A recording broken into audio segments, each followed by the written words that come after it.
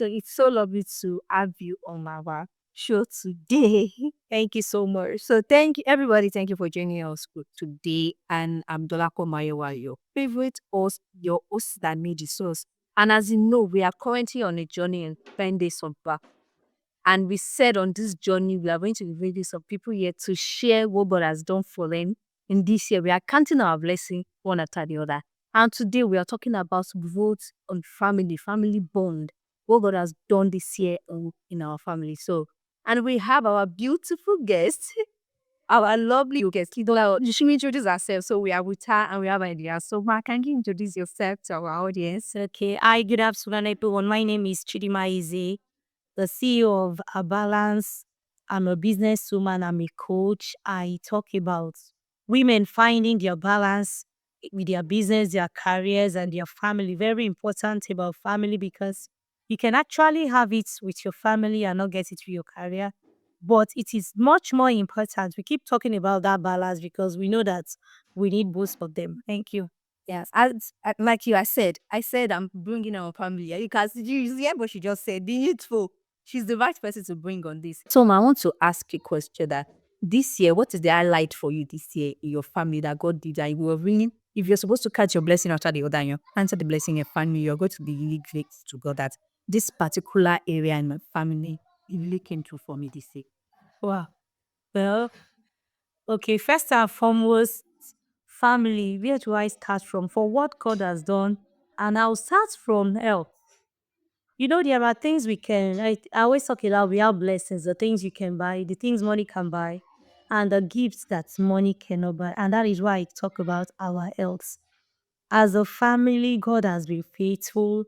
Earlier in the year, yes, we had times we had to go to the hospital or some admissions, but God came through. And then family bonding still comes into play. You can actually be sick, and when there is no one to care for you, the sickness can even increase. But when you are down and people can check on you, someone is ready to cook for you, even people that are not in this location are calling you, how are you feeling? How can we make it better? So when I count the gift of family in the things that God did for me this year, I can say I count my family twice or even thrice. With my extended family, they have been and when I even use that word extended, that's I talk about my sister, my siblings, my brothers, especially my sister. I count them like multiple folds, but the hell, that one, God has been faithful. We do not take it for granted. People. So, can you do a little shout out to God for what He did? Now, your advice starts from, we just want to say thank you to the Alpha, the Omega, the beginning, the end, El Shaddai. He has been good.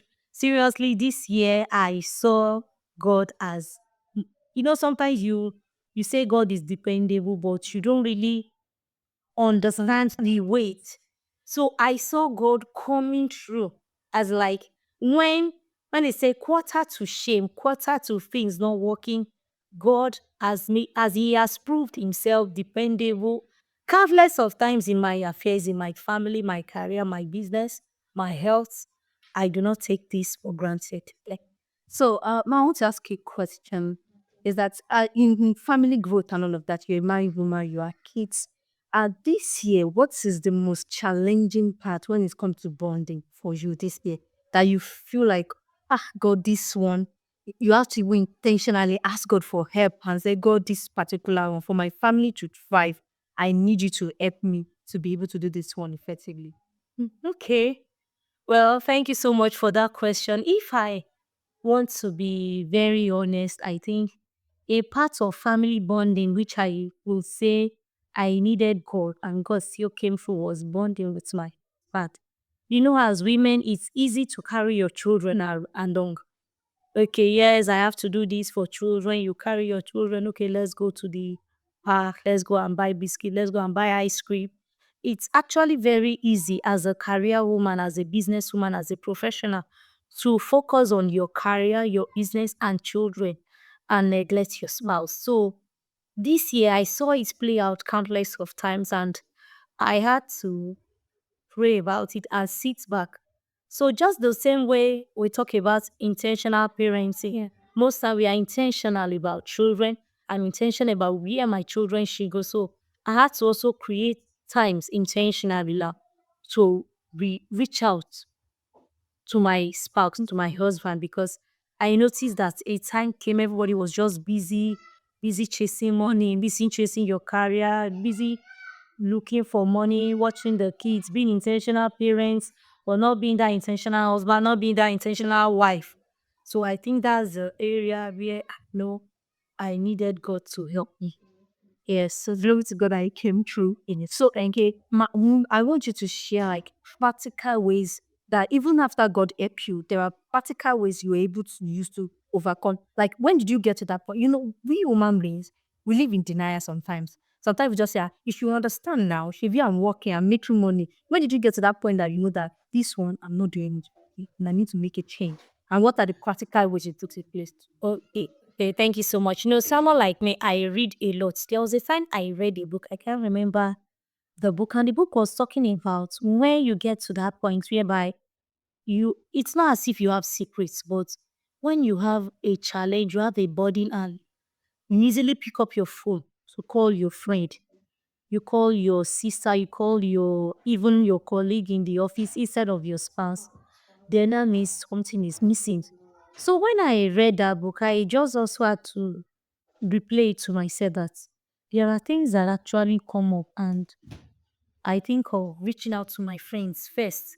I might now be gisting my husband the outcome. So I said, but some a couple of years ago, even before we brought marriage, when this happened, when I was not in this, I would have called my husband and said, this is it, or this is what I'm thinking. So when I thought about it and I said, okay, God help me. And now after praying, and I said, okay, so what do I do? Oh, my husband will go to his place of work.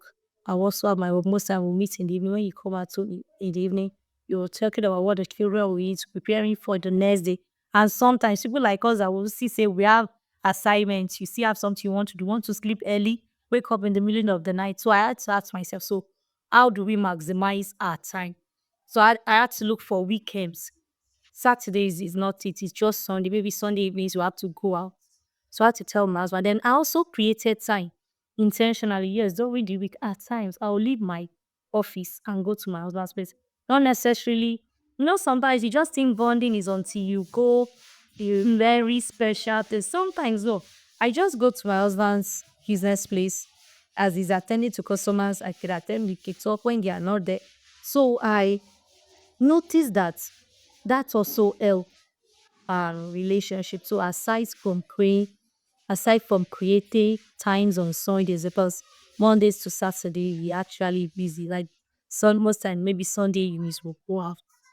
But during the week, you cannot leave it to once because there are still Sundays that we don't also get to go out. So sometimes during the week, if I'm less busy, my place of work, I just go over to my husband's place. We just talk, we just gist. And so that's it. I'm blessing God that God gave you that wisdom to do that there. So before we go for that, so on this floor, we are great as we talk, we are going to play some BT game.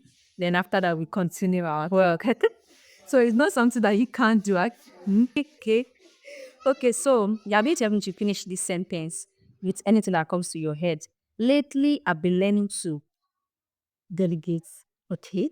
One thing I appreciate about myself this year Is the ability to tell myself the truth. I think so, do you like staying inside or speaking out? it depends. It depends. They say, do you like false note or long text?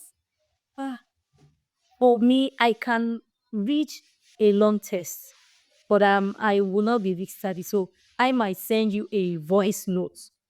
But if you were able to send me a little test, I'll be able to read it if it What is your comfort food?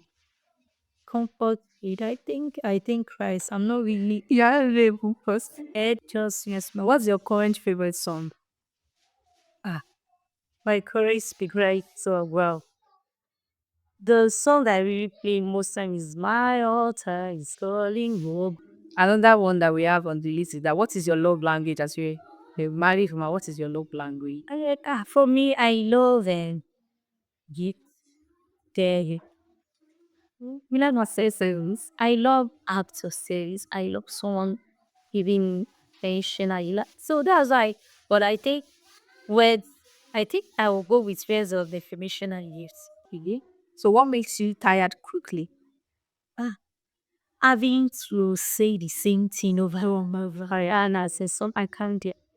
So I'll be like, is it that this guessing them will not understand? I don't really repeat the same thing over and over again. Yes. Okay, so you're adult, you want to work with time. Please don't bye. You've written that. If you don't understand, that time I'm telling you, ask.